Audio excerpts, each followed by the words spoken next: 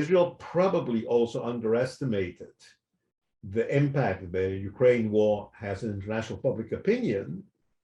And because it is exposed, it's not towing the line is much more visible than, say, in the case of another democracy, India, which continues to buy weapons from Russia, which refuses to align on sanctions against Russia, and nobody seems to notice, even if in practical terms, the economic impact of Indian neutrality, quote unquote, is incomparably greater than that of Israel.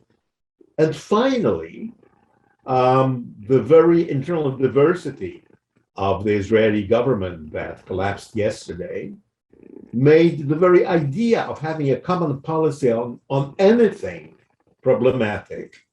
In fact, probably everybody in the government was relieved if they agreed we don't need to have a policy on something, because aligning the extremely different parties, united basically only by their refusal of a return of Bibi Netanyahu to power on anything at all, was a quixotic venture. And this brings me to the last point. Will Netanyahu continue his bromance with Putin if he returns to power?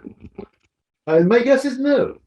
So if anything, a Netanyahu government, internally more consistent, would probably try to cool relations with Moscow than to stress the guilty bromance that was so important barely a year ago.